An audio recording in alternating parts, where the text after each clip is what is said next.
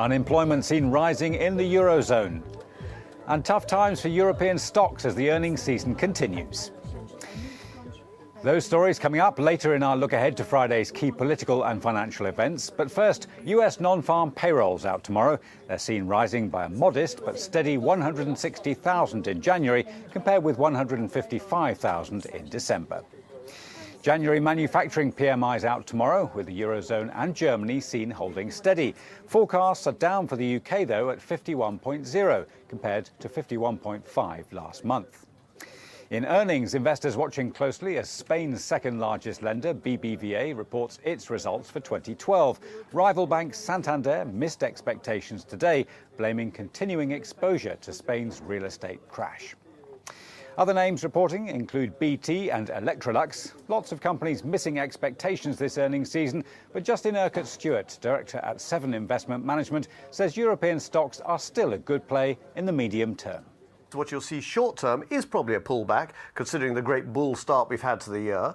But some sensible profit taking, probably as you come towards the end of the tax year.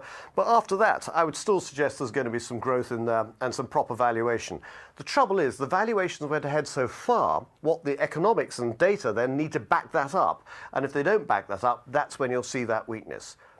Eurozone inflation forecast to remain at 2.2%, while December unemployment for the currency bloc is predicted at 11.9%. That's up 0.1% on November's figures. And more bad news on the jobs front likely in Italy. Unemployment is expected to rise when December's figures are released tomorrow. It's predicted at 11.2% compared with 11.1% for November. Unrest in Egypt is expected to escalate tomorrow on the first anniversary of the Port Said football riots when 74 people died. The latest Reuters reports count 52 deaths since violence erupted across the country late last week, as demonstrators marking 2 years since the fall of Hosni Mubarak got out of hand.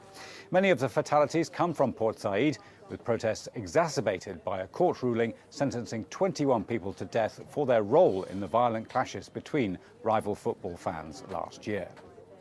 And days after being re-sworn into office, US Vice President Joe Biden arrives in Berlin to meet with Angela Merkel as he begins his European tour. He'll also be speaking on the Arab Spring at the Munich Security Conference. Well, that's our look ahead to Friday. I'm Nigel Stevenson. This is Reuters.